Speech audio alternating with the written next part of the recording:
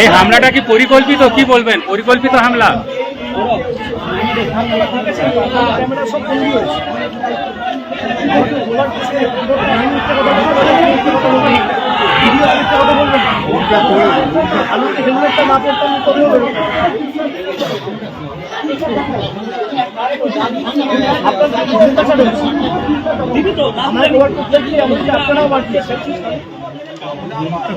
আর এলাকার সাধারণ মানুষের সদস্য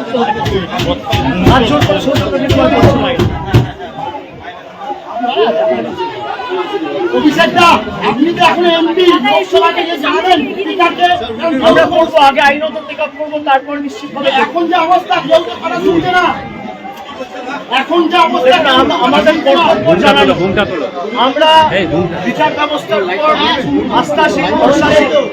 আমরা কোর্টে মুভ করবো। প্রত্যেকটা ভিডিওগ্রাফিক এভিডেন্স আমাদের কাছে আছে, আপনারা নিজেরা সাক্ষী। সুতরাং সাংসদ হিসেবে আগামী দিন প্রিভিলেজ বসানো মুভ হবে এবং আমরা হাইকোর্ট, সুপ্রিম কোর্ট অব্দিও যাবো। খালি হাইকোর্ট নয়, সুপ্রিম কোর্টে এমনকি আমি নিজেদের কারণে পিটিশনার হবো। আমার অধিকার আছে, ভারতের সংবিধান আমাকে এই অধিকার দিয়েছে।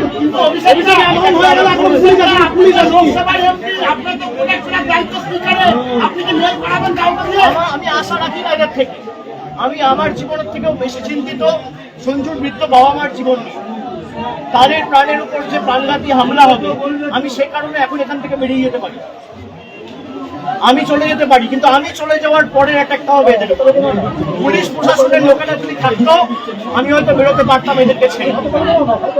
যে পুলিশের উপর ভরসা করে বৃদ্ধ বাবা মাকে ছেড়ে আমি বেরিয়ে আসতে পারতাম। যতক্ষণ না ভোট শেষে যারা দোষী তাদের বিরুদ্ধে ব্যবস্থা নেবে, আমি এখান থেকে শুনবো, এক চুল শুনবো।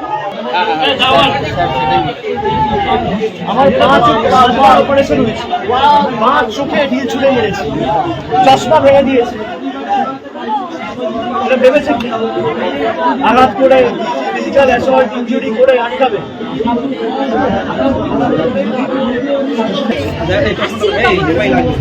দেখে একটু চোখে ঢিল মেরে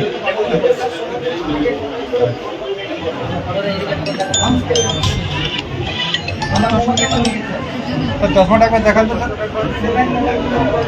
দাদা, অভিষেক আরেকবার চশমাটা দেখান।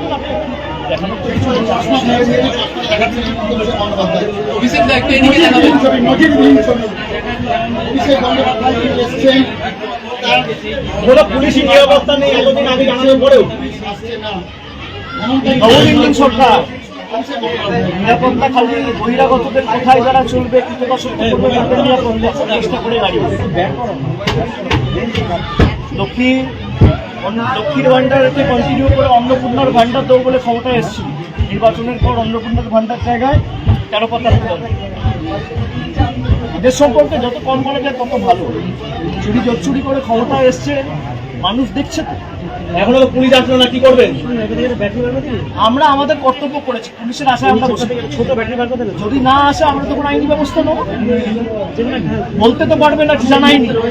লাইভ ক্যামেরা আপনাদের ধরা পড়েছে, সংবাদ মাধ্যম কভার করেছে, সমাজ মাধ্যমে রেখেছে, দেখুক। সেখানে কিছুদিন আগে আমাদের সহকর্মী মারা গেছে, পানি মারা হয়েছে এবং তার মাথায় ক্লট হয়ে গিয়ে মাথা ধরে গিয়ে তাকে শিশু মঙ্গলে ভর্তি করা হয়েছে। পরের দিন সে মারা গেছে। তার পরিবারের সাথে দেখা করতে এসেছি।